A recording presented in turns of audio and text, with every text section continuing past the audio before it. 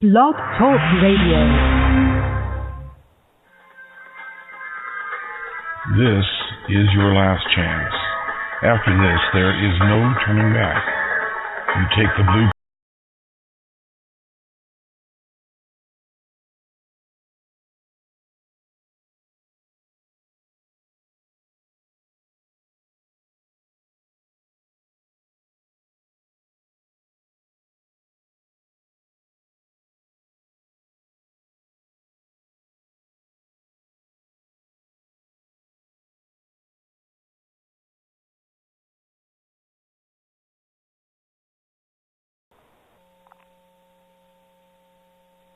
Welcome to Rational Propaganda Media Radio. This is your host, Jason Tillman. Welcome to the new year. 2016 is going to be awesome. Propaganda Media Radio.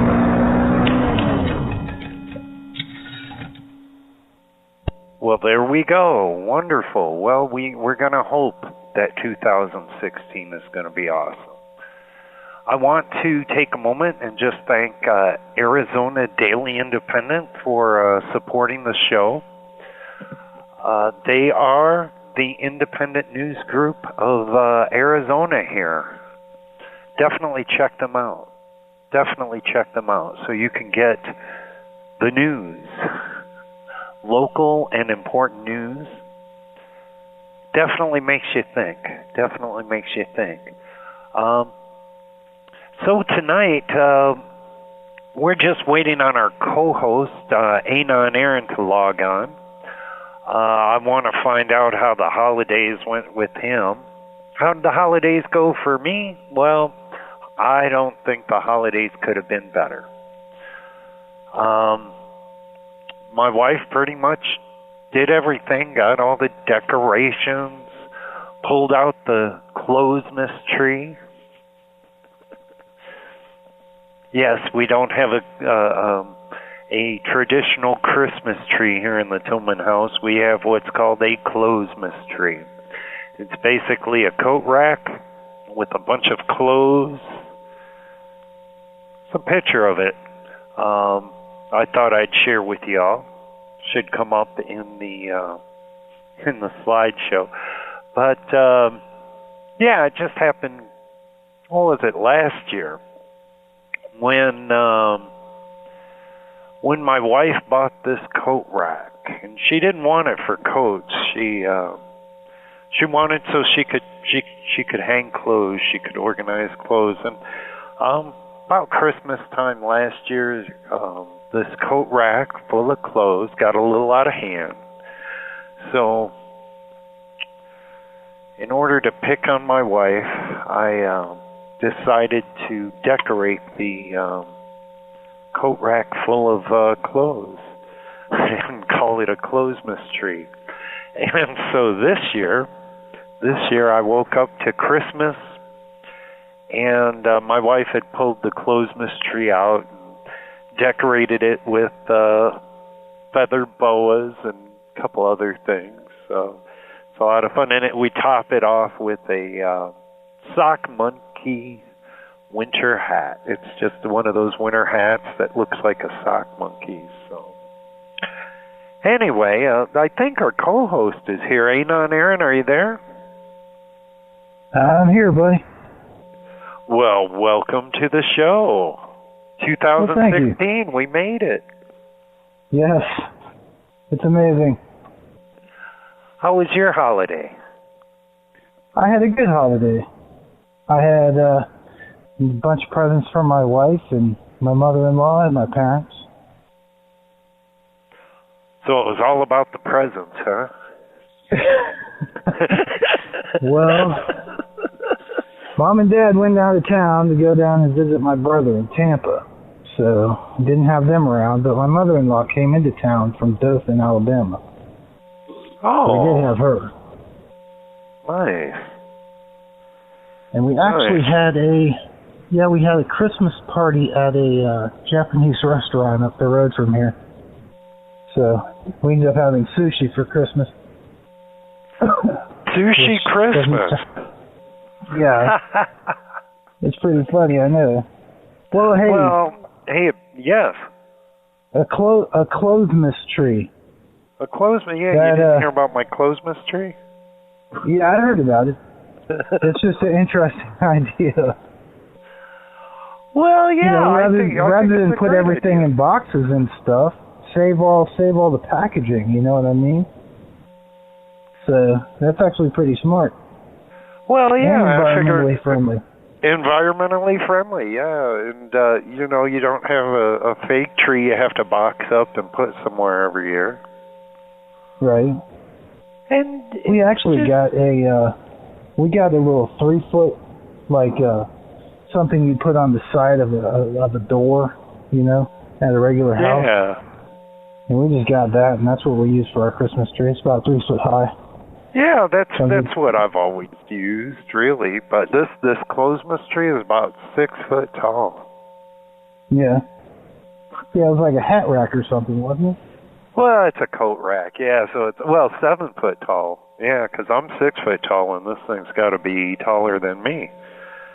So I posted a picture of it on the slideshow for the radio show, so people will know what the heck I'm talking about. You know what I did forget to do, though, with the passing of 2015 is I forgot to remember all those people that had left their lives.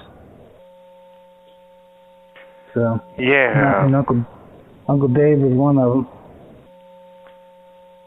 Unfortunately. Yeah, my Uncle Dave. Yeah, we lost him last year. We lost him to esophageal cancer. Yes. Possibly caused by the water at a military base that he was stationed at. But that's a whole other government thing. We could do a whole episode just on that issue right there. Yeah, I plan on it. Sometime in the future. I plan on doing maybe a video presentation about it. When it comes to the safety of our city water, it's a very touchy subject. I mean, like that movie, do you remember that movie, Erin Brockovich? Yes, a little bit. Basically she was challenging city water and how it was harmful to the human element, and she got a lot of flack for doing that. Yeah. And I think what you're referring to, the camp-lejeune water contamination, is something that very few people know about. Yet there's a crap load of information. It seems like the government suppressed it for 30, 35, 40 years, and then turn around and there still isn't a whole lot of information out about it. Well, I think there is a lot of information. It's just we don't really hear it on the national news. And so many families. So many families. You can have Sorry. Oh no, what I was going to say is you can have tons of information out there about something, but if nobody knows that the information is there to be read, then nobody actually knows that the information is there in the first place, and therefore it makes the information not really available. That was my intuitive understanding of it, but I think it's information or propaganda that doesn't help the establishment, unfortunately. But there is government websites, publichealth.va.gov. What it says here, government website, exposures to camp-lejeune. Camp-lejeune past water contaminations. It says from the 1950s through 1980s, people living or working in the U.S. Marine Corps base Camp-Lejeune, North Carolina, were potentially exposed to drinking water contaminated with industrial solvents, benzenes, and other chemicals. And basically, they were dumping all sorts of these chemicals and machine oils and that harmful chemical in DEET. What is that called? Harmful chemical what? That they have DEET, that they use in DEET for mosquito spray.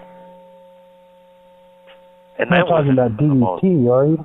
DDT, yeah. They dumped a bunch of DDT, and that was one of the least harmful chemicals.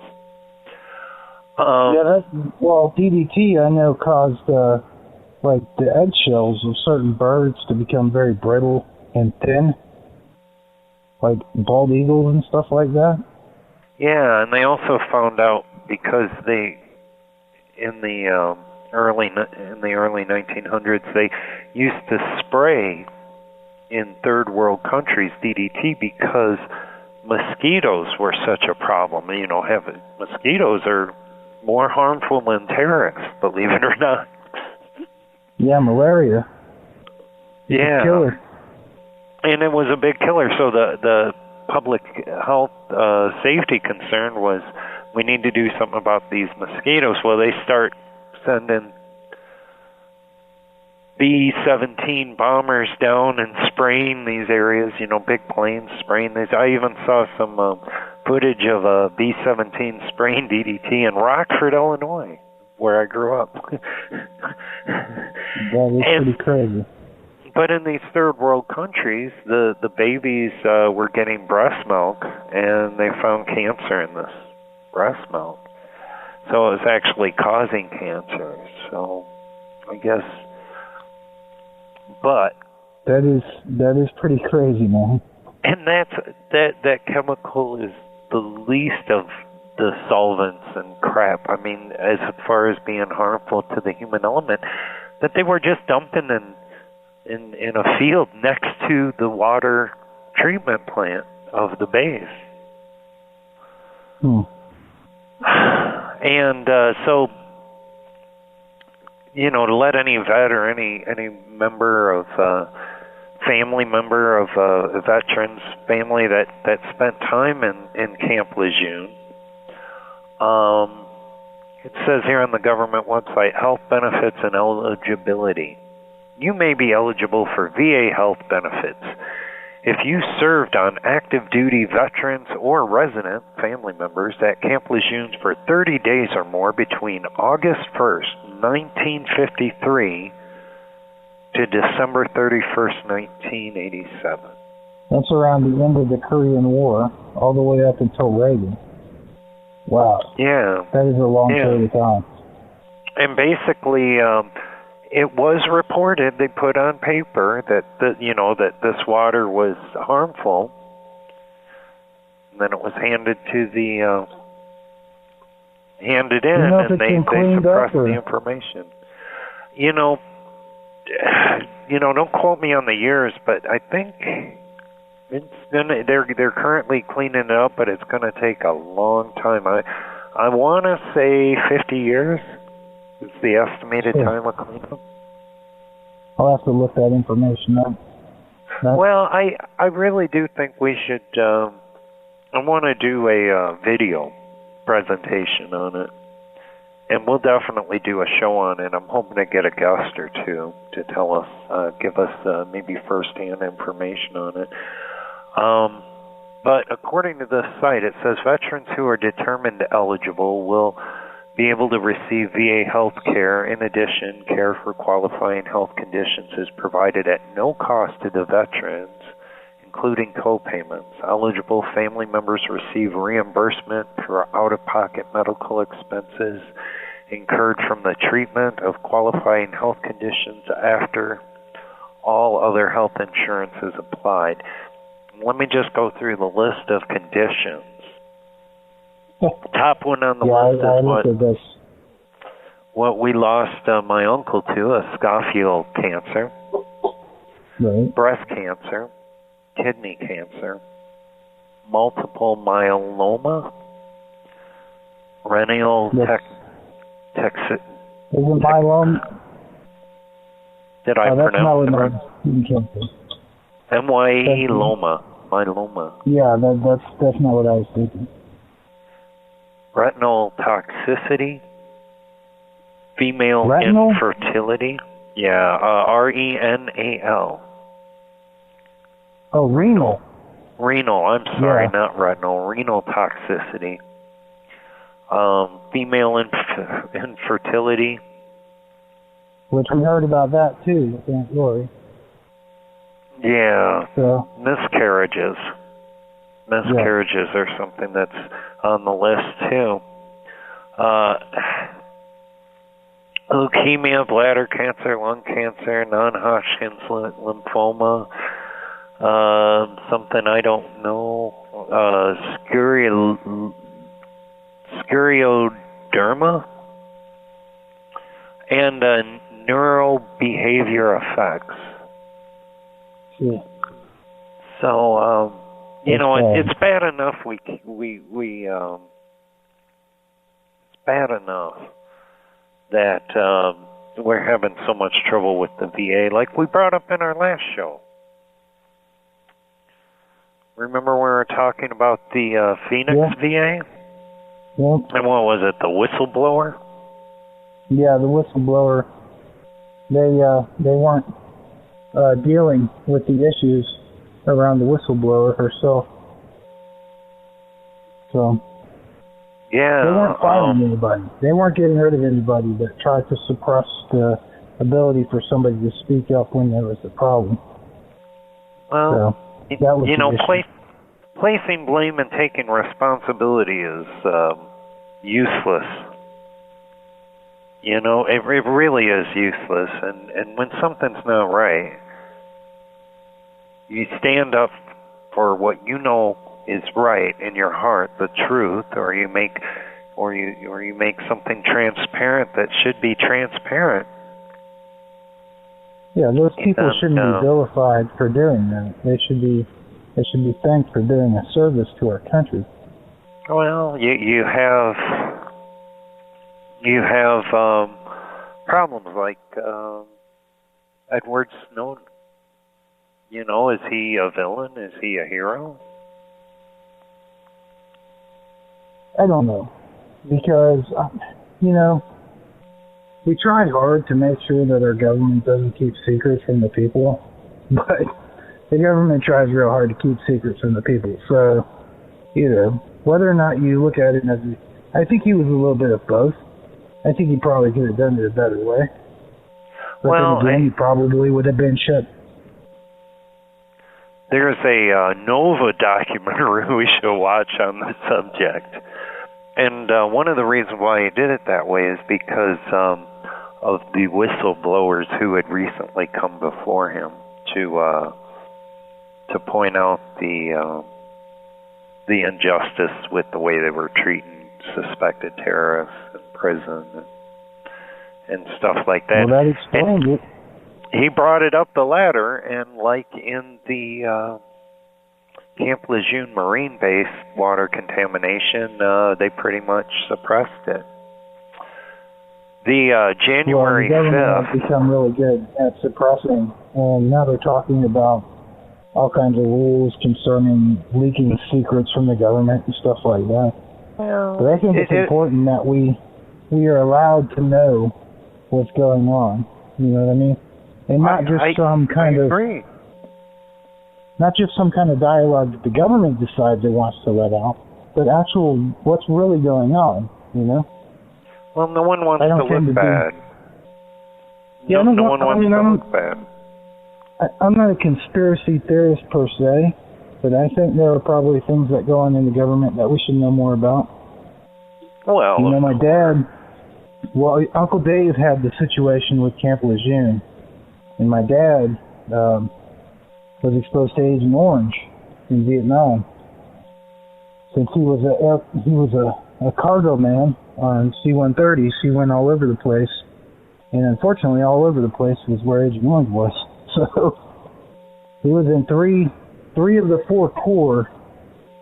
I think it was 1, 2, and 3, but 4 supposedly he didn't go to. So that's south.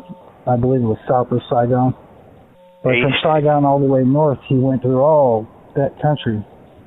burying troops, coffins, all kinds of good stuff. So. Well, I think holding governments accountable is important, but this all starts with the people.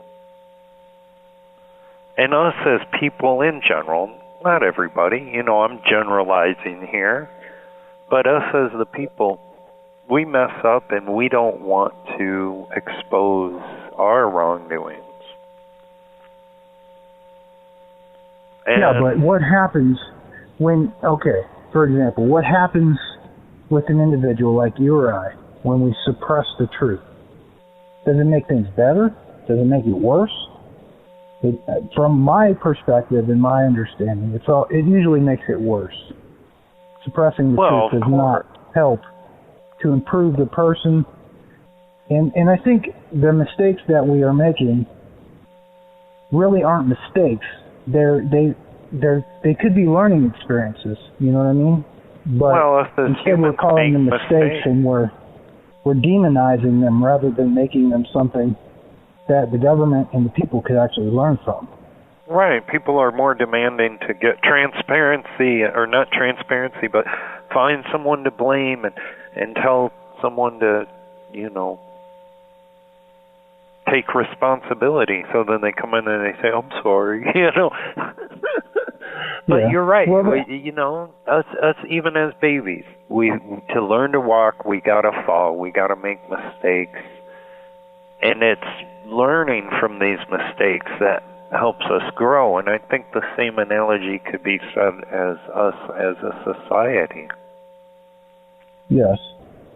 I mean, we've made mistakes as a society, Yeah. Definitely stuff like slavery, that was a mistake, The situations like wars that didn't need to be fought over resources that we already have, you know what I mean? Stuff like that. These are mistakes. Well, if you're killing someone, if you're sending people to kill others, or if you're killing someone and it's not an act of self-defense, then, you're wrong in my book. It's that simple. I mean, it's just my own personal philosophy. It's my own, I understand. But the question will always remain, where is it self-defense? You know what I mean? Is it self-defense only if they penetrate the United States soil, if they're on our ground?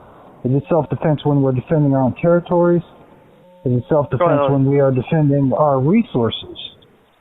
Or even our people in separate countries? It's a complex, once you can make a law or you can have a philosophy or something, but it can break down very complexly, and I'm sure it's even harder for a soldier who has been convinced that they're doing moral things, and then they go off and they put their life on the line, and then they get contaminated in camp-lejeune by water, or the VA doesn't do their job to begin with.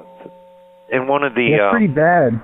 It's pretty bad when you're getting shot at by people from other countries, much less getting shot at by your own government. Yeah, and that's essentially what camp-lejeune was. Well, and one of the truths that I seem to get from most retired veterans is kind of like the Iron Maiden song, "Afraid to Shoot Strangers." It's not. I remember it. Yeah, you don't know these people that you're shooting at. You don't necessarily want to shoot them, but that's your job. You probably wouldn't shoot them if someone didn't send you out there, but but I guess each individual has a story. So again, I would be generalizing, but the Department of Veterans Affairs, the VA's, already got some problems. One of the articles on Arizona Daily Independent was released September 30th concerning the whistleblower. It says VA resolves Phoenix whistleblower retaliation complaints. U.S. Office of Special Counsel, or OSC, obtained relief for 3 departments of Veterans Affairs whistleblowers working at the Veterans Affairs Medical Center in Phoenix, Arizona. The employees filed retaliation complaints with the OSC after reporting wrongdoing. The 3 whistleblowers was Dr. Catherine Mitchell, Paula Padine, and Damian Reese, and they agreed to settle their cases with the VA according to the OSC, and the VA provided, quote, full and fair relief to each of the employees, end quote. The details of the settlement are confidential. What the main thing was that one of the whistleblowers was actually saying that they did actually provide monetary relief to the people who were whistleblowers that were retaliated against. They didn't actually get rid of the people that retaliated against the whistleblowers. Or learn a lesson. Right. Well, sometimes you have to teach lessons the hard way. Sometimes you have to say, look, we don't allow this kind of behavior. But teaching people and having them learn from themselves. You know, you're talking to me, the hard-headed guy who grew up having to learn everything the hard way. Well, we both did. I mean, it's just making the same mistakes over again. That's where it can get really, really tricky. Yeah, this caused the head of the VA, from what I remember, to have to step down. But the people that actually were trying to retaliate against the people that helped the secretary step down did not actually get in trouble themselves. That, to me, is a situation that means... Look, someone gets in trouble, it sets an example to try to scare everybody else in line. I mean, it's not that I have a better solution, but my solution, like I said, it starts with the people. We have to first hold ourselves to higher standards, hold ourselves to be accountable, set the bar high. But it's tough, because if you want to be a whistleblower, guess what? They're going to come at you with everything they got. I'd heard Snowden say it. He'd probably be better off if he just kept his mouth shut. But yeah, he'd probably still be employed and, have cushy benefits and all that stuff. Yeah. You can make laws. So he wanted to do what he believed was the right thing. You know what I mean? Yeah. I have a ton of respect for him for that. I think he did the right thing. I really do. But that it's not going to be a debate for me. That's the way I saw it when it first came out. Nothing has really changed my mind in that, and I don't think it is, because... Well, let me ask you, do you think it's positive for us to spy on our allies? Do you think that makes our allies trust us more? Finding out that we're spying on the German Chancellor, who's been, our ally for a long freaking time. On a personal level, I think it leads to unlogical emotions. It's kind of like spying on your wife or your girlfriend. You're so worked up with jealousy or fear of what you don't know that you put yourself on an emotional roller coaster, Sure, I mean, there's a point to it. I mean, someone can make a reasonable case on why we should, kind of be prepared. We don't want to get caught with our pants down again. That's true. I can agree with that. But, you can set spies in place without actually having them spying until we realize that there's a problem. Well, you know what I mean? You can't watch everything. You can't watch... I mean, usually, it's so funny. They're like, oh, my God, our government didn't know this was happening. It was found out by a citizen, like they got the Boston bombers. That way, they had soldier-style police running through the streets, knocking on doors, pulling people out of their house, doing illegal searches. But it was some guy who went out on his back porch, had a cigarette, that saw the suspect and reported it. Are you talking about in Boston afterwards? The kind of paramilitary activity? Well, I'm just saying, it wasn't. It's never going to be the police force. It's never going to be the FBI that's going to find out what's going on here in the public sector. You know, you can't be everywhere at once. That's my ultimate point. You can't. You do the best you can. But the problem with what our government was doing was they weren't spying on our enemies. I mean, spying on our allies is bad enough. They were turning the spy machine inward and spying on the American people. And we used to have a much, much higher standard when it came to our rights and our right to privacy. Wasn't the whole McCarthy era, wasn't that supposedly bad? When we were spying on people and trying to figure out if we were becoming communists or something like that. You know? Yeah, what I do know is Nixon was a crook for spying on people because and they were going to go impeach him, and then he stepped down. It was so bad.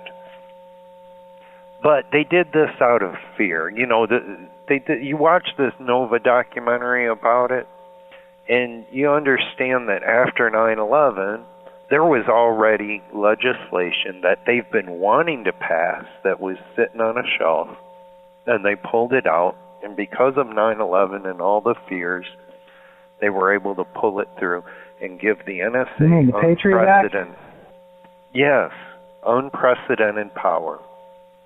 And that's how we got there. That's how we got there. You know what? The thing is that we're supposed to be removing ourselves from that idea under, under the kingship of somebody else, another king, you know. Well, and then what they I'm go talking to about is we're supposed to be more translucent now than we were before, but it seems like we're just getting more and more opaque. You know what I mean? But do you understand my point? If you look at how your neighbors act, do you look, public standards, that we're not like that. We expect our government to be that way, but we're going to be just the opposite. It doesn't really work that way. If you really want to make a change, you can't sit and point your finger outward and say, all these people have to listen to my, morals, and then not look in the mirror and question your own morals and transparency and life. And that's where I've always tried to be different. I try to judge other people based on what I would expect myself to do, not what I would just expect them to do. Right. And the thing is that until we actually look at ourselves and find out what we are willing to, give and take for ourselves, then we can't really look at another person and say, I think that person should do this, or, that isn't, it's just not right. Well, it's not only right, but it also helps you to not address your own problems. You don't need to address your own problems if you're pointing your fingers at everybody else. Internal understanding of the self is really important, right? But at the same time, there are some things that culturally need to be addressed as well.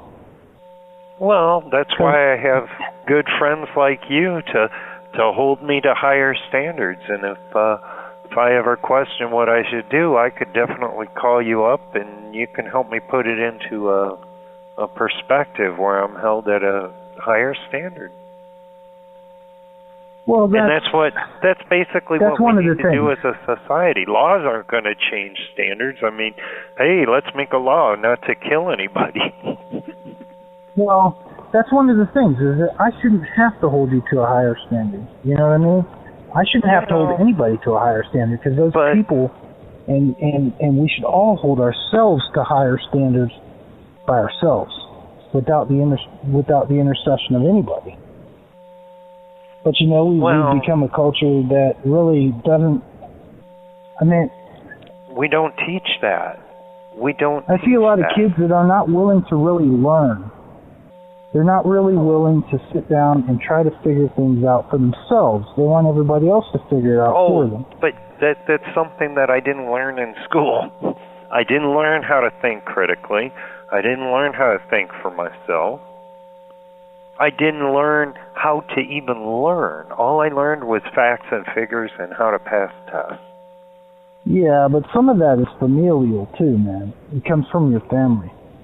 Well, it could be biologically. It could come to my slow brain. Maybe I'm just slow, but I'm just saying it's not something that I was installed. You know, that someone said, "Hey, this is how you want to live," or this is, you know, it's just kind of the way that it goes.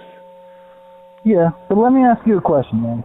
When you and I first met, you know, I wasn't exactly in the best of shape when you and I first met.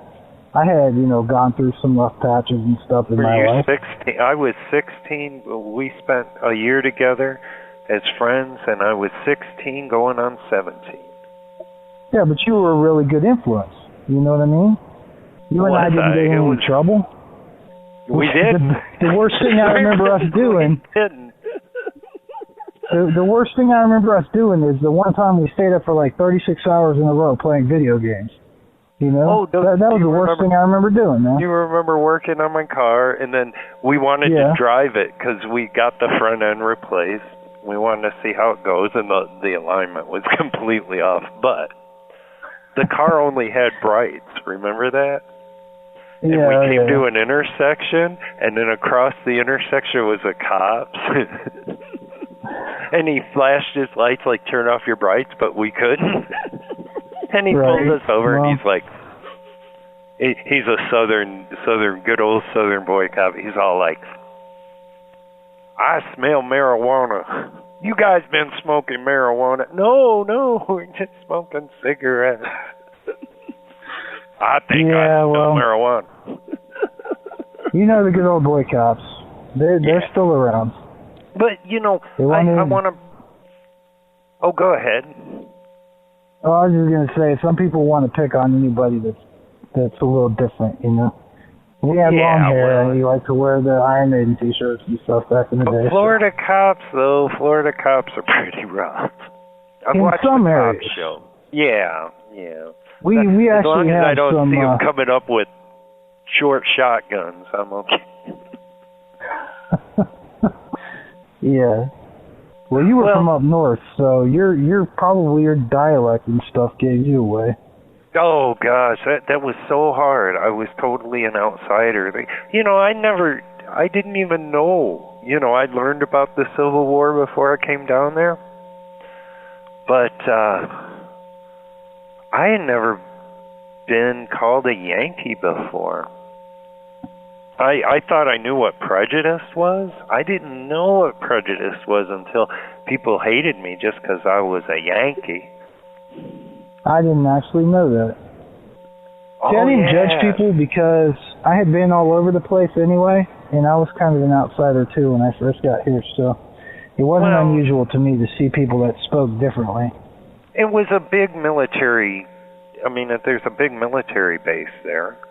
The naval base, and so a lot of military brats that go to one place for a couple of years and then they move across the country and all over the place. So there was a lot of people like that. I mean, almost everyone was super nice to me. I got along with most people. There's just a small group of good old boys that really, they'd say, Yankee, go the F home,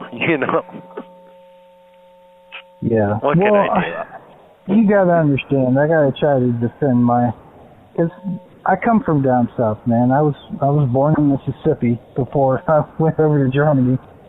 But, I lived in Denver, Colorado, and I lived all over the place. So, but the main thing is, this is kind of like my homeland down here.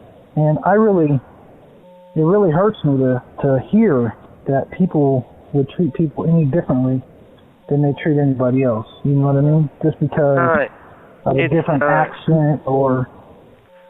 and it's not the majority. It was never the majority.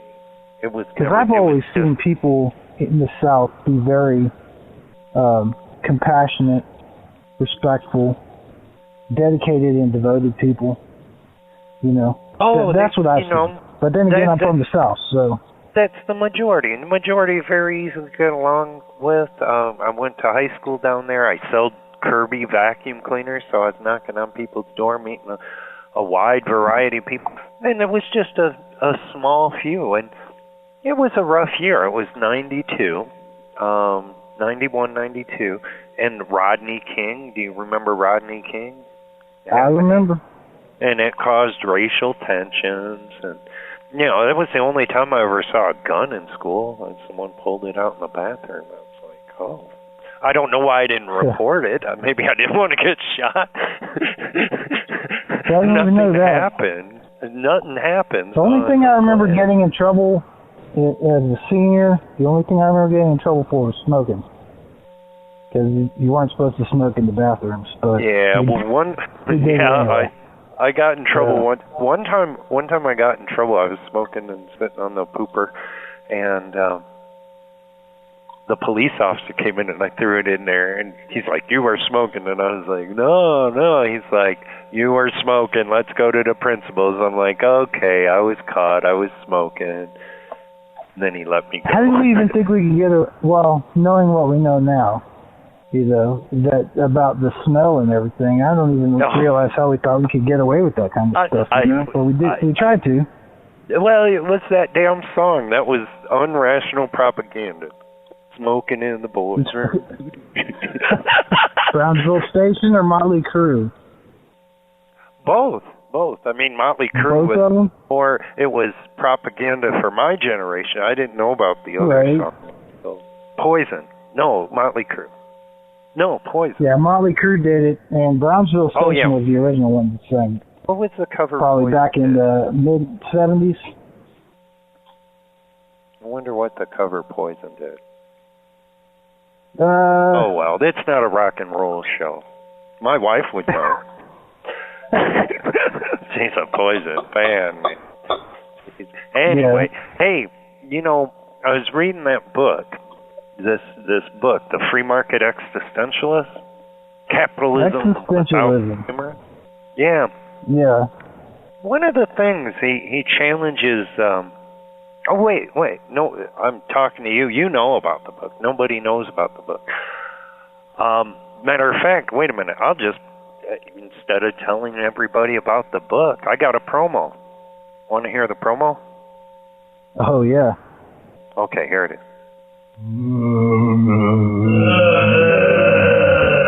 In a world of capitalism and mindless drone-like consumers, it can be difficult to understand what it all means. The Free Market Existentialist will inspire through an exciting philosophical adventure of the mind and our personal and social human existence. The Free Market Existentialist gives us one of the more exciting philosophical lookings into the mind of modern philosopher and Professor William Irwin. Best known for originating the philosophy and popular culture, has a new book published by Wiley Blackwell, The Free Market Existentialist, Capitalism Without Consumerism. Promoting the responsibility of freedom to the individual in economics, our governance, and our personal lives. Have a taste through a detailed, comprehensive look into the individualized and personal philosophy that breaks down what it means to be free market existentialist. The Free Market Existentialist, Capitalism Without Consumerism. Get a copy of the book today, before it's too late, and you're doomed. Available on Amazon, Apple iBooks, and Google Play. Well, there you go.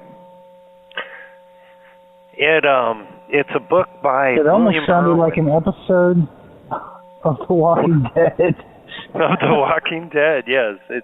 I come up with the promo because of the mindless drone consumers of capitalism. Yeah. I've been talking to some Marxists, and I've been trying to figure out. Yeah. Oh, it always is, isn't it? talking about politics and people's perspectives and stuff like that. And basically, they're blaming capitalism for the behavior of people. They're saying people, people meaning big companies, are abusing their employees. They're not paying them enough. They're not doing this. And as a result of capitalism, they're blaming capitalism, right? Because of capitalism, we're starving people, and it's greed. People are greedy because of our ism of capital. Isn't Marxism an ism too? Well, it is an ism, but that's the so cure. That's the utopia that's going to cure human greed and wealth disparity and all this other stuff. And I'm trying to I don't think you can cure human greed. It's just a inherent situation in the human species. Exactly. And they're saying, well, what would you do? I believe you can teach moral business philosophy. In other words, doing better by your fellow man and stuff like that. But you can't really take the incentive out of it, because that incentivizes people to be productive. Well, they're kind of under this false belief that, almost like it's God, the federal government, and if we write it in law, all of a sudden people start, obeying laws, and they won't do things that are bad. And so they asked me, I was like, we were talking about it, and they asked, well, what would you do? And I pretty much said, hold ourselves accountable. Encourage a higher moral code.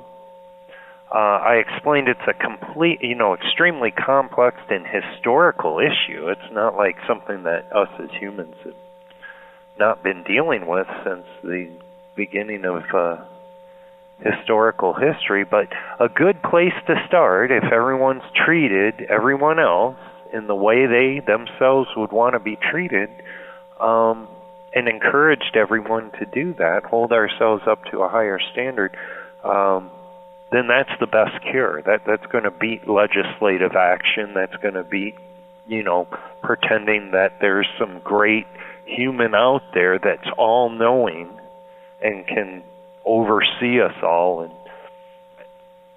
And that's one of the things I think I really found exciting about the Free Market Existentialist, this book, is that he kind of broke it down. One of the things he challenges Locke, and how we have natural rights. Now, I've always seen laws like this, like he posed in Natural Rights. I've always said, okay, well, you can have a law, but if there's no one enforcing the law, you can break it all day long. It doesn't matter. Like speeding. Right. Or smoking in the bathroom at school. Right. But he posed the same thing. I never considered it before with John Locke's natural or God-given rights theory. Just because rights are written on a piece of paper, if there's no one there to enforce or protect your rights, you have no rights. And the philosophical truth is, well, we're just lucky. We really don't, unless someone protects our rights, someone can come by and abuse our rights all day long. And I guess, I think the idea that I would have, if that was the case, is that, our rights are to be protected by ourselves. You know what I mean? We protect our rights.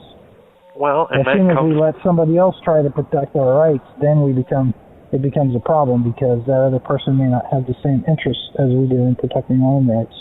That's the only way your rights are going to be protected, is if you look out for your neighbors and your neighbors look out for you. And it helps if they are armed, if they have a gun. Because because if you have a gun, it helps create a more polite society, because you tend to be polite when your life depends on it.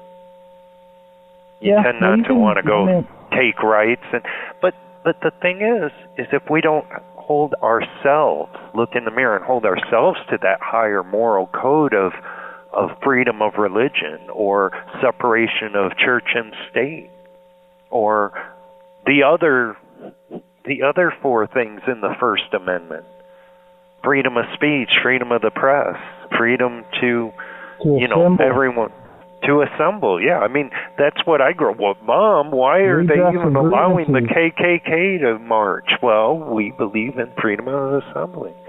So the freedom to speak your mind. That's what we believe in. It's the freedom to be able to speak your mind, whatever your mind may be. Now, as soon as you go beyond that, then it becomes an issue. But you can speak your mind. And again, people don't have to listen. It's a little complex, and there's different restrictions, and for like you're not allowed to yell fire, but it all makes sense. But I've heard people say this, and I said it in previous shows, and I'll say it again, and I'll probably say it in the future. I may not agree with your speech, but I'll protect it. Yep. I likely won't agree with anybody's speech, but I'll protect it anyway. That's what we got to do. I mean, that's the higher moral code. We have to hold ourselves accountable. I may not agree with your religion, but I'll protect your peaceful practice of it. Yeah, the idea is you can be offended by speech, and you can stop listening, you can walk away. There are so many ways to avoid speech that you don't like. You can surround yourself with people that are exactly like you. I mean, that's what we do nowadays, pretty much. We wall ourselves off in groups of people that don't actually have any difference or very little difference of opinion. And then we wonder why we have become so so separated, per se, from others that are a little bit different than us. It's because we wall ourselves off in groups. What do you mean, we segregate ourselves naturally? Yeah, we don't actually listen to what, a lot of people don't listen to what another person has to say. You said, I went out and I talked to some Marxists. Man, you would not believe how many people I know that would not do that, if their life depends on it. Well, that's you the hold only a gun to their head and they wouldn't talk to a Marxist. That's the only way we're going to learn. And you know what? I try to be as respectful as I want to be treated. And a lot of times you have rational, easygoing people, and that's how it was for me. Having a conversation. Now, I understand that the intentions are good. They are under the belief, because it says in Marxist doctrine that, this is a way, this gives the power back to the people. And I was trying to say, well, if you're actually giving the power to the federal government or a centralized planner. The central authority, yes. I agree. Right, and then you have to vote or protest or, to get them to listen to your thing. It's not giving the capital to the people, like, say, in a free market philosophy. The funny thing is, when you sit down and look at it, the only, of course, we have North Korea, which is a completely separate entity that I don't really want to talk about. But if you look at something like the Soviet Union... That's the most... North Korea is the most extreme example of socialism in the world. Right. On the other... Let me just say this. On the other side of it, the most extreme example of free market is New Zealand. That's just economics. That's, Yeah. Yeah, but if you look at, like, the Soviet Union in the 80s, the 70s, and stuff like that, you run into a situation, where it's essentially the same as it was in a capitalistic economy. Except there, the people who were in good with the government got all the nice cars and stuff like that. And the people who were just normal workers were still crap They upon, didn't just like... They didn't understand that. They thought it was going to be a cure for greed. Yeah, and it's not. mistreatment of people. It's just a shift of the greed to a different people. But my bigger point is, in order for that to work, you have to shift all of our capital, which is the power over the people and the power of what we make money on, to the government. And the government, in my mind, isn't like acting in a higher moral code. I would trust, and that's a small amount of the population. And the thing about it is I was also trying to explain, we don't live in a capitalistic society. If we did, I am restricted from capitalizing on my own skills and ability because of corporate monopolies that run our government. And it's not capitalism, at least not free market capitalism, at least not for me and not for the majority. And it seems to me the problem isn't with the system or isms, it's the standard by what we allow the treatment of others and our own actions. Any ism. I've always argued that the federal government is the largest corporation in the United States of America. It's true. Well, they don't make anything, yet they collect all the money. And you want to give them more money, more power, more clout, more, they get to pick who's winners and losers. And guess what? When they mess up, they don't even want to be accountable. And they don't apologize. Well, they might apologize, but okay, look, I'll apologize for everything everyone ever did, okay? I'm sorry. Did that change or make anything better? Did I learn my lesson? No, because then they don't fire you when you have a problem. Because they can't fire you because of the even if they did fire me, what am I going to to do? If I don't learn a lesson, I'm just going to be a mess up somewhere else. Even if they did fire you, you'd still get your $300,000 a year pension. Because you worked for the government for 15 years, 20 years, 30 years, whatever. We were having an interesting conversation. I actually invited this one guy to come join the show sometime. So maybe we'll be able to have an interesting conversation respectfully and have a better understanding.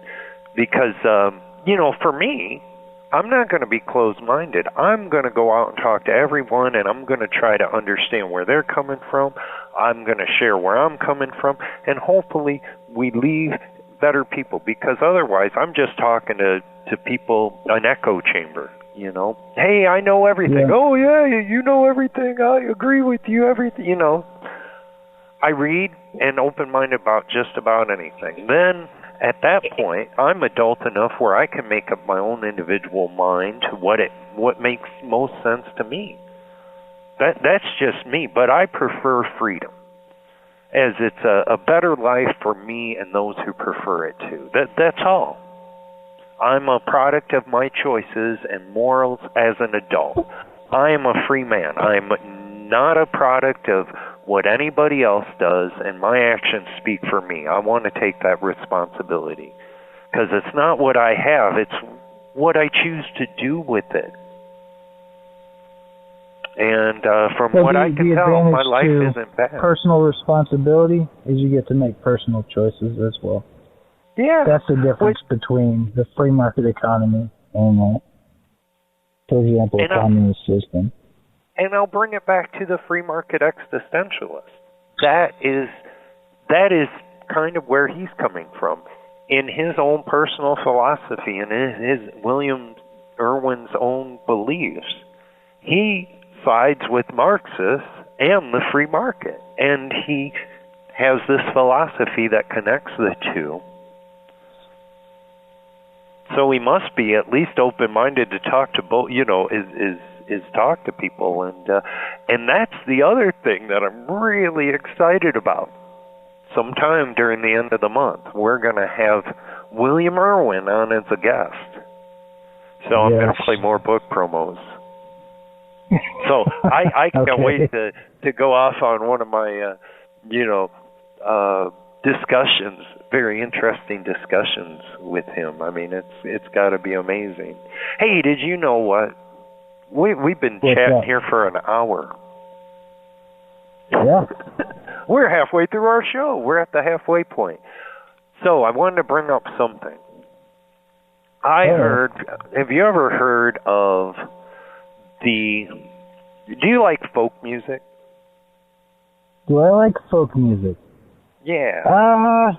I didn't know hardly anything about folk music until your Aunt Lori introduced it to me. Oh, back that in the hippie. day. She's the one that, she gave me a folk music songbook for my guitar. Oh, really? Okay. Yeah. So, you know, like Bob Dylan, he's a big, you know, protest, political folk singer. Right. Well, I had seen this modern folk singer. He's been active since 2006. His name's Jordan Page. Have you ever heard him? I have not. I saw his show in Florida in 2012, and in 2014 he came down. I got to have a very oh, it was great. We had a very intimate concert at a friend's house out in the desert. And Jordan Page, he's an American singer. I'm reading it right from Wikipedia. Jordan Page is an American singer, songwriter, and musician. He began writing music with a political bend during the Bush administration in December 2006. Some of his early music is critical of the United States foreign policy, especially the interventionism of the Bush administration. Page's music instead advocates of a policy of peace and non-intervention. His song War Machine specifically alludes to the military-industrial complex, but he also supports civil liberties, which are viewed in some of his songs as threatening and eroding. Page and his music has been embraced by libertarians, and Page has performed at many libertarians and liberty-oriented events, including some Ron Paul 2008 and 2012 presidential campaigns. So, and he's he's basically a late 20th century folk musician. In his own, that's your alley, man. In his own way. Hey, he's a great guy, though. A great, entertaining musician. I've heard him do some covers. Play, you know? Yeah, well, you know what? On Tillman News Information, the YouTube channel Tillman News Information, I have that show from 2014. It was October 26, 2014. And I have a treat tonight for the mid-show break. I have a track I got permission by Jordan Page to play. He's planning on coming down to Arizona, and things are still in the planning stage, but maybe February or March, somewhere around then. And Rational Propaganda Media Radio is going to have the exclusives on where he's playing. When he'll be up in the Phoenix area and then come down to Tucson areas of playing so far. So you're gonna go get some video with him and stuff? Yeah, I hope so. I hope to have my auxiliary video camera guy, so we'll get 2 video shots and some professional photos. And I haven't asked him, but one way or another, I'd like to see if he'll call in the show, or maybe I can do a little interview when I see him. But I'm definitely going to the show. Yeah, so here's Jordan Page in Arizona in 2014 at the show. Again, this video is on Tillman News Information YouTube channel. And he's going to explain a little bit about himself and then play a song, and we'll be back in about 7 minutes or so. So enjoy. All right. You know, I'm just a singer-songwriter. I'm just writing songs about freedom in a non-cheesy, God bless America kind of way. I'm trying to, I guess, just shed some light and spread some common sense and some love and try to wake people up from the programming that I was subjected to There's a lot of folks who are out there who are programmed. I guess what I'm trying to do is just change the culture to not accept the lesser of two evils. To not accept torture and indefinite detention and just substandard entertainment, life, quality of life. Just we deserve more, but we've been conditioned to accept servitude and slavery, and I'm just trying to open people's hearts, I guess. That's the idea. My heart is open, and it wasn't always. So I come from the sheep slave mentality to being a liberated human being. So it's been an interesting transition the last 6 or 7 years. What year is it? 2014. So yeah, it's been like 7 years. So asking for requests is probably not like the way to go, because if you guys don't know the song. So let me just introduce you to what I'm doing. Yeah, this is where it began. This is called Pendulum. I've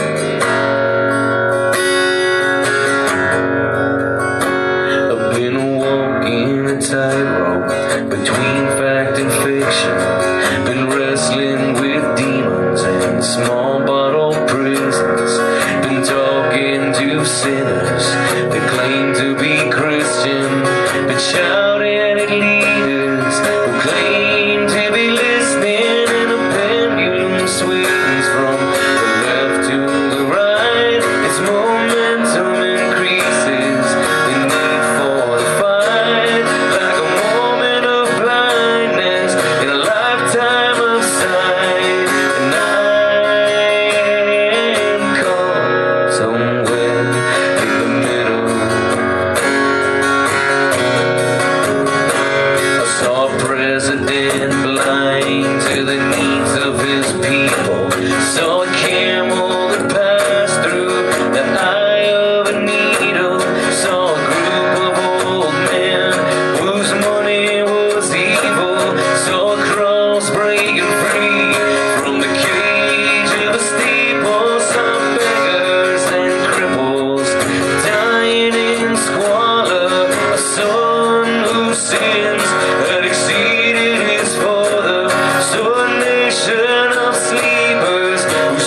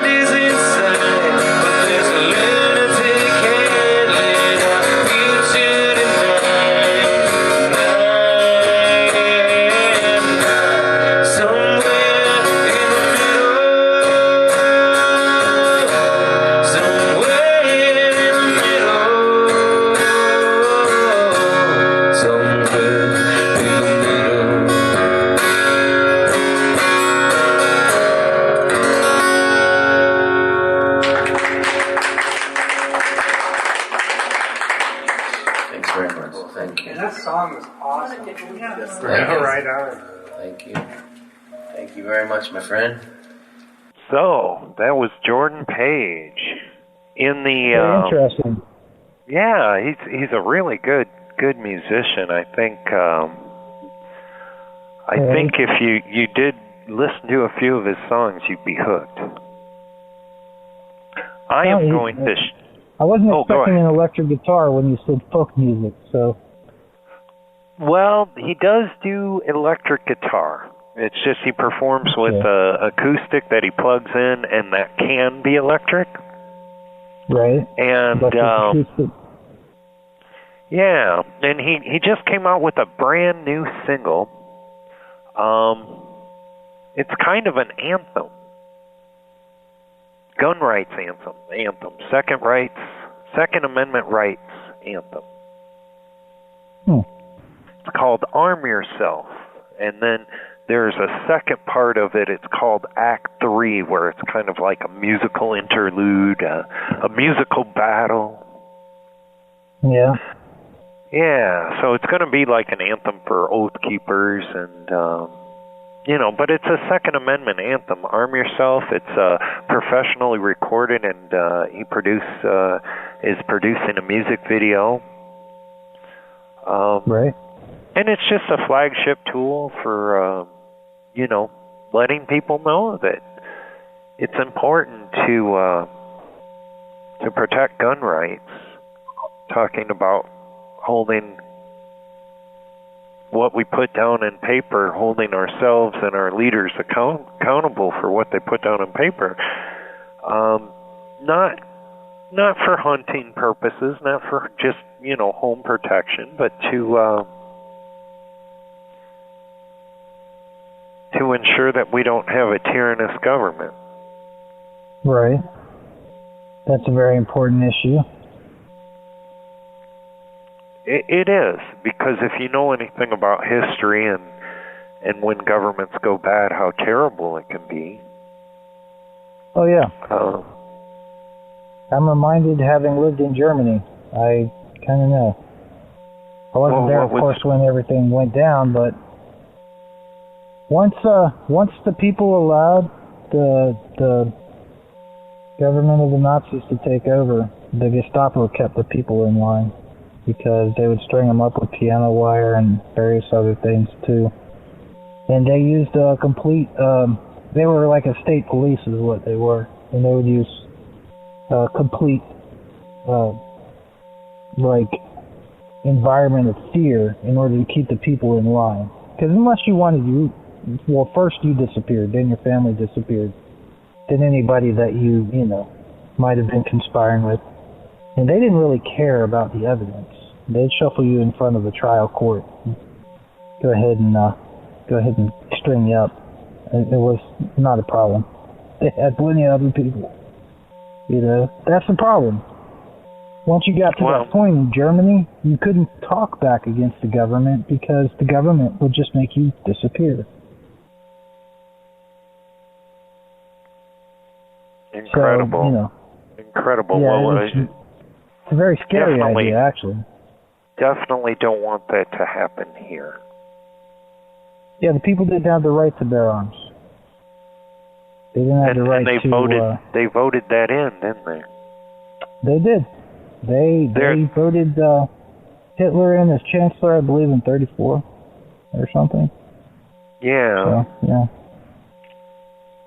And I don't think they actually knew what was coming. But by the time they realized the situation, because at first it all seemed very benign, and Hitler brought back the pride to the German military and started going, hey, we're not going to follow the Versailles Treaty anymore. We're going to go ahead and build our Air Force back up. So the people were like, oh yeah, we're becoming powerful again. If only they knew what was in store with them, for them in the future. But they didn't.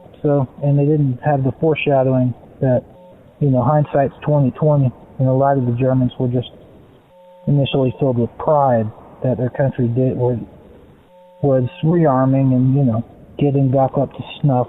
Because they were used to being a power in the middle of Europe. But their currency crashed. It was a pretty bad hyperinflation. Yeah, and that's one of the things that brought the Nazis into power was because of the suffering of people. Well, no, the Wall Street crash and the subsequent long-term depression affected not only the United States, it affected the entire world. And Germany was especially in trouble because they had a whole bunch of debts they were trying to pay off from World War I. Because the Allies in World War I had decided to lay basically the whole cost of the war at Germany's feet. And what ended up happening was those reparations were killing the spirit of the Weimar Republic, which was the government of Germany. The government of Germany before it went to the German Socialist Workers' Party. Right, the NASDAP, National Socialist Deutschland. They actually bought into this idea of a social democracy that was designed to help the people, because Nazi is an acronym for National Socialist German Workers' Party. So essentially, Hitler came on the scene and Nazi is the acronym for National Socialist, but the NASDAP was actually the party, the National Socialist German Workers' Party. Right. Or German Workers' Defense Party. Right. Or as it says here, it's the I can never pronounce German. Let's see if it's going to give it to me. It's the Die Nationaliste Scheisse Deutsche Arbeiterpartei. Yes. If I probably just totally killed that pronunciation. Deutsch means German. Nationaliste means nationalist. Abwehr is defense. Or Arbeiter is a worker. So it's an Arbeiter party, so it's a workers' party. It's the National Socialist German Workers' Party. Right. So what Wikipedia is telling me is the party leader since 1921, Adolf Hitler, was appointed by Chancellor of Germany by President Paul von Hindenburg in 1933. Hitler rapidly established a totalitarian regime known as the Third Reich, following the defeat of the Third Reich at the conclusion of World War II. And basically, I guess when he got elected, he got the authority to override a bunch of the Constitution. And I have a page out of a book. I'm not sure which book it is, but I got a page out of it. It says this was before he got into power. This was, I guess, because he was the guy who was supposed to make Germany great again. Yep. The prince that wakes up the sleeping beauty of Germany. And because their economy crashed, people were starving in the streets. So this book says, in 1927, he was a national hero, credited with bringing Germany through its greatest economic crisis. 4 years earlier, in January 1923, the French, aspirated with Germany's failure to keep up with reparation payments. Yes, thank you. Reparation payments. This is just like what you were saying. Had seized the rural Germany's industrial heartland. The result was a dizzying hyperinflation. The mark, which was the currency, which had traded at about 4 marks to the dollar before the war, now shot up to 600,000 marks to the dollar. By summer, the exchange rate was 630 billion marks to the dollar, and inflation was so rampant that prices were doubling daily, sometimes hourly. People needed wheelbarrows or baby buggies to carry enough paper money to conduct even the simplest transactions. Sending a letter cost tens That's why of billions inflation is dangerous. You get inflation going out of control, and if you're not concerned about leading to hyperinflation, but you know what? We weren't trained about this stuff in school. I wasn't. A streetcar ride that had cost 1 mark in 1914 now costs 15 billion. Pensions became completely worthless.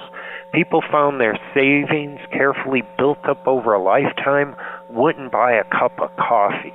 Eventually, at the peak of this madness, prices rose to 1,000 million, billion, trillion. 1.4 trillion times their level of 10 years earlier. Yep. That's how an economy gets out of control. And unfortunately, due to the fact that, the other European nations had decided to put such heavy burdens on the German economy, it actually made Hitler's rise easier. And not to mention the fact that, you had the Great Depression going on and stuff like that. So, it was going to affect the economy, but how badly it affected the economy. There's a big problem in history when it comes to disarming your citizens or disarming the public with the abuse of power. They have the military, they have all this power at their disposal. And the thing is, people have nothing to fight back with. Right. So and you can even go before guns. It was still an issue. Tyrannous governments taking and abusing people, because that's what people do. We need to be more moral to each other. That's the best we can do. You can write all the laws in the books. They're still going to torture people in other countries that the U.S. captures. They're still going to pollute water. They're still going to break the laws. The words on a paper do nothing.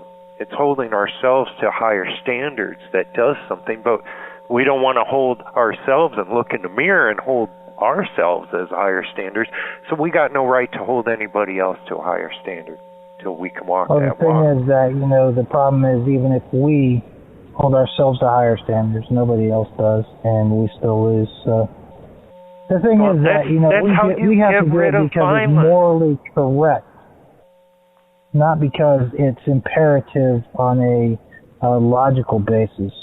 Sometimes you have to be morally correct. You have to hold the moral high ground. Unnecessary violence. If you're against unnecessary violence, you got to stand up. You got to stand up and you got to protect your neighbor. And you have to hold people to the same standards that you're willing to live.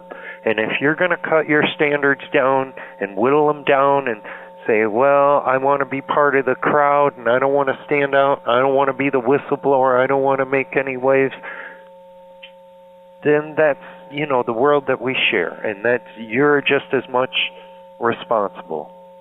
Then you're doing exactly what the Germans did before World War II. Well, and then before the true rise of the Nazi Party. And they opted for socialism. Who owns private property and profit or capital? Also has the control and the power. The part was they were a weird amalgam of the two. They had capitalistic enterprise too, but the main gears were in the control of the high command of the German military, basically. Because that's what Hitler wanted. He wanted an army. Well, it was a gimmick, though. That's my point. I'm not, socialism, if you look on Wikipedia, socialism isn't, it's not like we have just capitalism and socialism. There's a whole portal of, hundreds of different pages on different, ways. We're just generalizing when you say capitalism. You're just generalizing when you say Republican or Democrat. There's so many different versions of the same thing that are almost completely different in a lot of aspects of it. But my point is, centralized power, centralized planning. This was a gimmick that was sold to the people that was going to feed everyone and take them out of this depression that was caused by the monetary system and the government to begin with. Well, I'm see, I know starting to for rant. certain. You want to know something, Jay? Yeah. I know for certain that the German economy under the Nazis was really messed up. The dude that Hitler put in charge of the German economy did not know what frig he was doing. And the thing is that he actually messed the German economy up, and it was the Nazi party itself had to come in and basically save this dude. And of course he fell out of favor. But the thing is that ultimately what it led to the fact that, suddenly the central government made whatever decisions on the economy that it wanted to, and the people really didn't have a say on what their own economy did. And that's the problem with another problem with allowing your economy to basically go into a train wreck, is that once you give the central government authority over the economy, then you give them authority over everything that happens within that economy. Yeah, and I think we're to the point where they already have too much control over it, and I think a lot of people feel that way, but it's not going to change. It's just like laws written. It's just like our Constitution. It's just words on paper, Well, that's the thing, it's like I was really getting upset not too long ago, my wife and I buying a house, and the thing is that why do I have to pay the government in perpetuity for every year that I own my own house? You know what I mean? Is this property mine, or does it actually belong to the government? No, you don't have the property isn't mine if I'm paying somebody else to own it.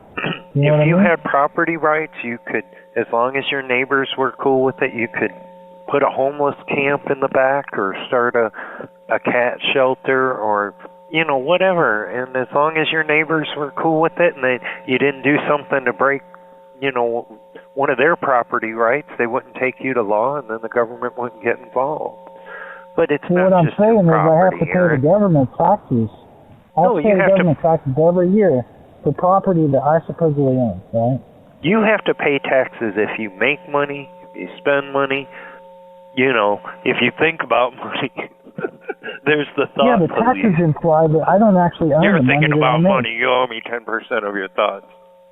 Taxes imply that I do not actually own the money that I own. No, taxes you imply don't. that I don't Look, actually own the house that I own. Come on, I'm supposed to own the house. I'm not supposed to own the land. You don't have property rights, and the thing about it is what you're doing is the more in debt the state's going to get, the higher your property taxes are. If you look at Illinois, you look at California, you look at places where houses are cheap because people are poor and they can't find jobs, you'll see their taxes are really high because the state's in debt. I mean, it's madness. But what do I know? I'm just, this guy who thinks way too much about these things, and I don't know why.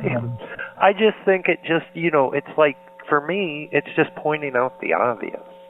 When I read this book, The Free Market Existentialist, he's a professor, he's, a philosopher, and, he's real technical, and he's categorizing, and he's spelling things out, and he's justifying, his position through logic and reason from the ages and all that. And to me, I could just summarize it and say, okay, William Irwin, pointing out the obvious.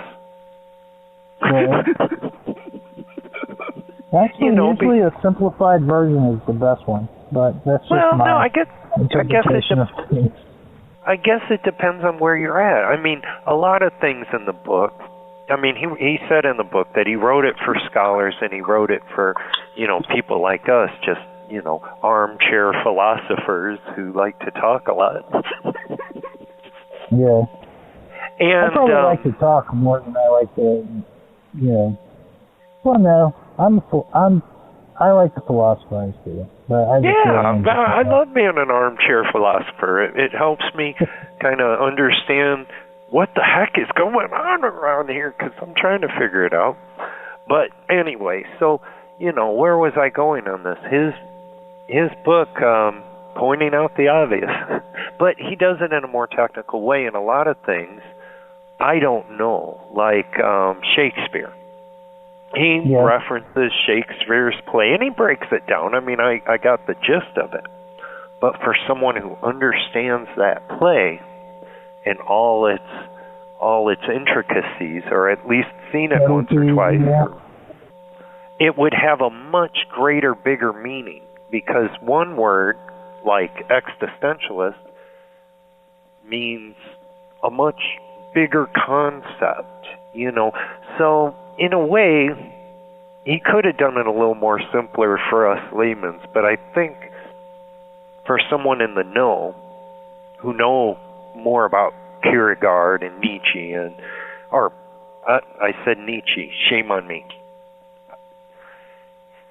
His name is pronounced Nietzsche. And Camus and stuff. If you know the details about these guys, then this one sentence would have a much greater meaning. You'll have a different perception. Yeah, but the truth is, that's what we're supposed to have professional people do for us, is to have these professional ideas, so that we don't have to have them. Professionalism. Well, it's like, a doctor of philosophy studies or philosophy. A doctor. Yeah. That's what he does. That's his life's work. You know what I mean? So us people that don't study philosophy every day of our entire lives have to turn to people that do study philosophy. That's what I'm trying to say. You know what I mean? Yeah. Yeah, I know exactly what you mean. But I don't think people understand why philosophy is important. I saw this YouTube channel. Actually, I was reading though. I guess I shouldn't say this out loud, because I wanna always sound smart and distinguished, but no, I know my limitations. But I went to this YouTube channel. It's called The School of Life. I'm going to share it on our Facebook page, and also I shared Jordan Page's music. Go check out that song "Arm Yourself" and go to his website and buy it. It's shared on the Rational Propaganda Media Facebook page. But before I get distracted, The School of Life, it's a YouTube channel. It talks about, it tries to put answers to these great questions of life that you don't learn in school. There's an intro on why it's important, but they talk about some wonderful things. What is the School of Life? It basically lets you know about philosophy and these philosophers. Nietzsche. That's how I knew how to pronounce Nietzsche's name, because that was the first thing they taught me. They said, well, the first thing you got to know about Nietzsche is how to pronounce his name. And then they show a knee, some lady's knee, and then they said Nietzsche. Anyway, my point is, they talk about suicide, they talk about sex, School of Life, like relationships and stuff like that. So, like, why would you marry the wrong person, or why we hate cheap things. They talk about artificial intelligence, higher consciousness, procrastination, the sex-starved relationship. Ooh, anyone sex-starved? You hungry? Check out The School of Life on YouTube. Very cool channel though. And so that way I could, I'm reading this book and I'm like, okay, I want to know about Nietzsche. Want to know a little bit more. So I go and I watch this 7-minute video, maybe look at a 4-minute video Like the one on Nietzsche, the Superman. That was kind of cool. He envisioned these Supermen, and the story of Nietzsche. He kind of was a professor, and then he decided, I'm gonna F this. I'm done. And then he went way off in the wilderness somewhere and started writing all these books that everyone enjoys, right? And then he went crazy, and then he died poor. And then everyone said, ooh, hey, look at what this guy, this is profound, it's provocative. It's kind of shocking, some of the things he said. Oh, and I will be sure to share the Nietzsche family circus. Nietzsche family circus. On the Rational Propaganda Media Facebook page. Be sure to like us on Facebook. What is the Nietzsche family circus? Yeah, you know what? I think I might have sent that to you, well over, I'd say about 8 years ago. At least 5. I sent it to your email. You didn't check your email, dude? Don't you care? Oh, I don't check my email all the time. You don't check your email? The Nietzsche family circus. I do actually check it, but I think I have seen something like that. But yeah, I don't really remember it. I'm sure you read my email. Who wouldn't read my email? I don't think many people use email anymore. But yeah. Anyway, what they do? Remember that newspaper comic, The Family Circus? Yes. Okay, so what they did was they'd show a different Family Circus comic. Except what you would read is you would read something that Nietzsche said. Okay. And it just seems to work out really well. So it's kind of profound. He said God is dead. That was shocking when he said that God is dead. But anyway, this isn't about Nietzsche. But I do actually remember that. You remember God is dead? I remember the saying. Now, do you remember, I think he said also, sometimes when you look into the abyss always also looks into you. That was the same guy, right? Something like that. I don't know. There was something related to that. I remember can't recall. Something like that. You should be on the video game now. So, I think it was yeah, they use it in a video game and stuff. Another cool YouTube channel is 8-Bit Philosophy, or it's videos that are out there where they explain philosophy with images of Nintendo games, original Nintendo system games. So I think I learned about Nietzsche. I think I learned about him watching one of those videos. So and if I'm correct about the philosopher, the thing was it was like if he did this scenario, like if you were chained inside a cave.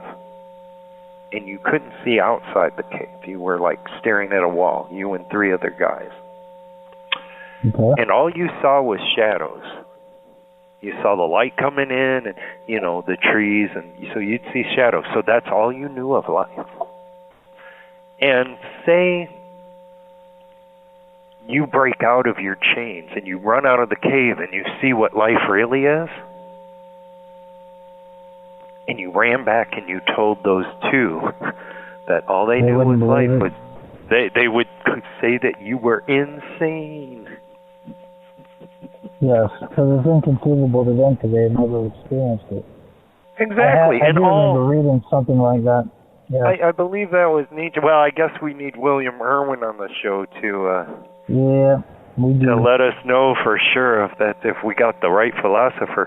But yeah, you'd go back and you'd say, hey, look at, I've seen these birds and there's colors and all this other stuff. And they'd say, you're crazy. And he was just pointing out the obvious.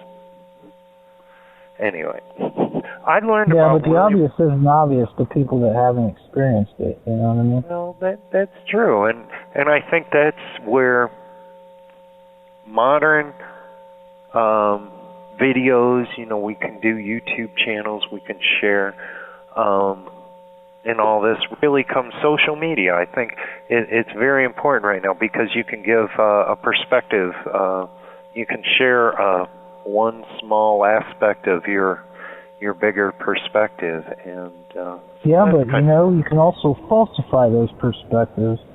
One thing that you notice with the increase in media is the fact that a lot of people, it seems like more people are actually modifying that media to suit their own ends and stuff like that. Well, yeah, of course, but that's where critical thinking really comes in. That's propaganda, and then it becomes propaganda. Well, and then you got people who won't talk to, they're like, okay, I got to stay in my shell of my own philosophy and my own friends who believe in my own philosophy, and I can't, oh no, they're evil, I can't talk to any other group. That's non-rational propaganda. Go out and talk to people, they're just people. Yeah, and most people are actually nice. They're not evil like some people think. Yeah, but we're all imperfect. Yeah. And that's I don't know.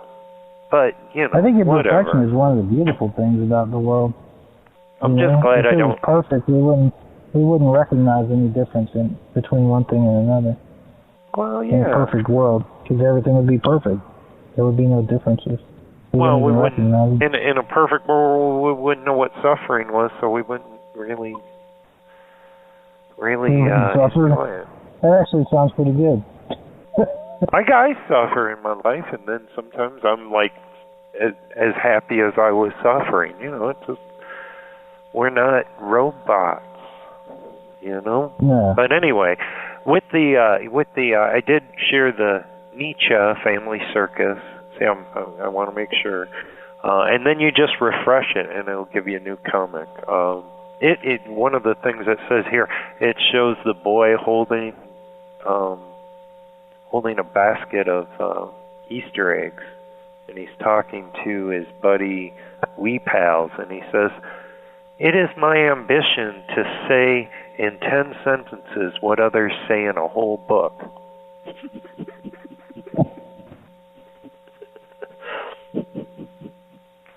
So is that what you were saying? You were like, well, maybe William should have said that in 10 sentences? No. I liked it. I actually learned about No, a lot William, of times, what I was trying to say is a lot of times people get, especially if they don't want to delve too deeply into a topic, they can get as much from 10 sentences as they can from a couple of books. But if you actually want to understand something, you can't just, superficially look it over. You actually have to delve into it a little bit. So if you want to understand what the guy's talking about, you actually have to read the book. Well, it's always good then you to can make a full explanation. Yeah.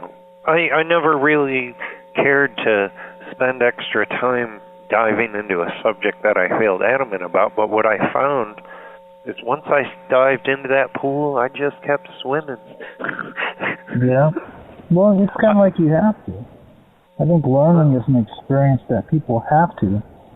Once you find something that you are passionate about learning, there's nothing that's going to stop you.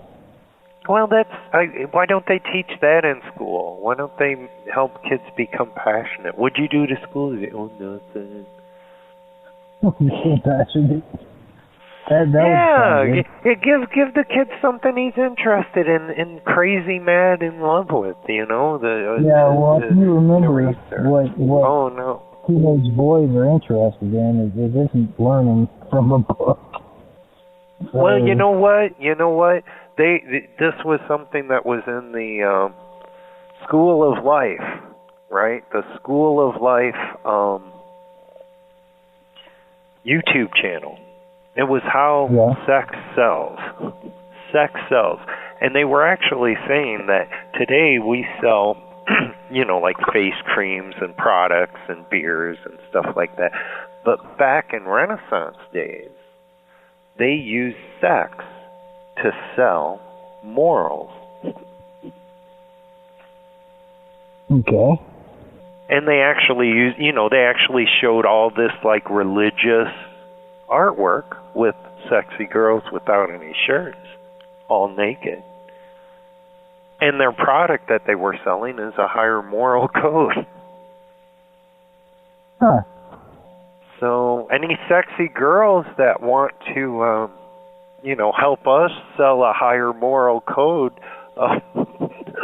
be sure to call in. No. You can call in Don't you say anytime.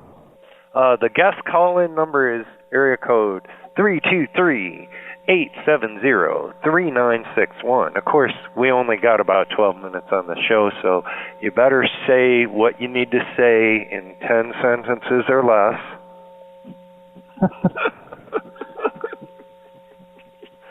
So we can move on anyway. Don't we still need to talk? Yeah, we need to talk about Virunga, don't we? Apparently we got 10 sentences each. You know what? Virunga was a good movie. That's going to be pretty short, so... Well, no, I think there's a lot, me and you, yeah. We're going to have to postpone Virunga. We just got talking about Jordan Page and William Irwin. I learned about him in the Philosophy and Pulp Culture series. I bought this book that came out in 2013. It's Black Sabbath and Philosophy, edited by William Irwin. He's the series editor. So he kind of combines modern pop culture with, and he actually, that's where I learned about existentialism. Black Sabbath is one aspect of existentialist. It's kind of how they break it down. I can't describe the book in 10 sentences or less, but suffice it to say, the only part Black Sabbath didn't have right with existentialism is how to overcome the dark, deep, depressing world that we actually live in real life. So, what do? Sing music with power chords? Well, you know what? I think I'm going to be talking about William Irwin a little bit on the next few shows. So maybe I'll read or pick some key things out of this book and then share it, because it's pretty cool, man. It's pretty cool. And he wrote a piece. He wrote a piece, and then it's other writers for each little part, each chapter. So you get a different perspective from a different philosopher. So it's pretty cool. And I also wanted to say... Do you have another soundbite from one of your other things you did for the book? Nope. I worked really hard at the one that I did here. I got more content I got to go through. It's, this is the thing. I'm working my butt off here to provide content that I could share with the public. I got a couple of very important interviews and a amateur armchair documentary that I've been working on since June, and what was the Nova show you were talking about earlier? The Nova show. Hey, I'll be sure to, if not tonight, tomorrow, to put a trailer up on the Facebook page, right? Okay, because I want to go see that now. We got to get through Virunga if we could quit talking about social issues. We didn't even get to touch on President Obama's new gun restrictive executive order and Sheriff Opaio's wanting people who legally carry guns to take actions against shooters perpetrating a mass shooting or a terrorist situation. So, But which one do you want to talk about? I'd rather talk about Virunga. Probably get through one subject. You would? I don't think we'll. No, we're gonna wait till our next show. We forgot to mention we're on Tuesdays now, right? Tuesdays? Yes. Okay. 7:30 to 9:30, just like you said. So Tuesdays is Rational Propaganda Media. Hey, if you're in Dallas, Jordan Page is going to be there for the Feed the Homeless with musician Jordan Page, providing a hot meal for the less fortunate in Dallas, Texas. against city ordinance. We will illegally give food away to people that need it. Famous freedom musician Jordan Page will be there to help and possibly play some music, weather permitting. Please bring sleeping bags, tent, and warm clothing giveaway. Food provided by Garden of Eden. I'm also going to check to see if Jordan Page is interested in doing a benefit for Veterans on Patrol. I will share that event on the page. Yeah, well, that's what I'm going to try to do, sharing the event. I don't think we have anyone in it. Well, yeah, I mean, I'll tell you, he's, whether you agree with his politics or not, he's definitely someone you want to go see and enjoy. He's doing what a folk artist does. He's talking about what he knows, and he's talking about what he feels. And, I wouldn't want him up there singing about, what he doesn't believe in? Yeah, what he doesn't know. I mean, I guess he could have went that route and made some money, some big money, but he decided to... Some people do it. Yeah, why not? He's a great artist, but no, you go out there, you support him. He's a part of a freedom movement. So whether you agree with him or not, he's for your freedom. He's for protecting your freedom either way. And he's not that kind of a jerky guy, He's one of the nicest guy you ever did meet. And so yeah. We need more people like that, Jay. For real. Oh, we do. I mean, I don't agree with him about everything, but I have to support him. He's doing what I want people to do. What I want to encourage people to do is make a positive impact in the world that we live in, and I'm doing my best over here to do the same. So I'm trying to look in the mirror, and if I'm not doing that, right? If I'm not doing that, Aaron, I want you to hold me accountable and hold me up to a higher standard. I want anybody else to do that. That will do. You do the same for me, Jay. Well, some people don't like it. Some people, some people don't understand the value of it. So, so then they run away scared and go, oh, he's too mean. He keeps telling me what he thinks about my life, and I don't like it. No, you don't want to confront your demons. Confront your demons. They're not that bad. Grow up. Live in the real world. Yeah. I don't know. Now I sound like somebody's father. Well, at one point in time, we want that age, and now we are, so well, I'm not old. I'm probably still have the same damn mentality that I had when I was 17. I probably didn't learn much. But all I know is I'm just doing what I'm living free, doing whatever I can to do what I can to enjoy life while I'm here, and that's what I want you to do. Will you do that for me, Aaron? I will do my best. That's all you can do. We're human. We already... Anyway. We're going to call it a show. I better run some intros. Wait.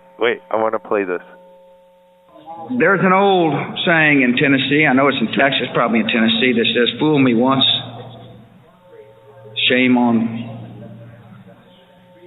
you. If fool me, we can't get fooled again. Have a good night, folks. Thanks for watching Rational Propaganda. Wait, let me play that. Have a good one. Got to play the outro. Aaron, have a good night. Propaganda, media, radio.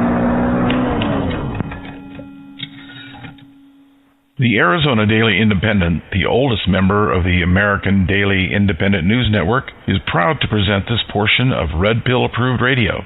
The Arizona Daily Independent, along with the other members of the ADINN, welcomes citizen journalists willing to contribute the truth no matter the cost. Ladies and gentlemen, Mr. Mark Barden.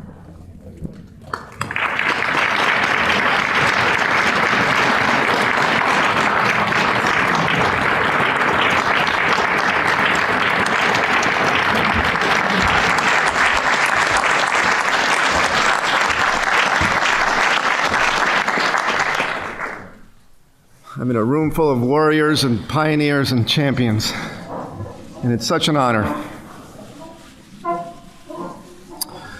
On the morning of Friday, December 14th, 2012,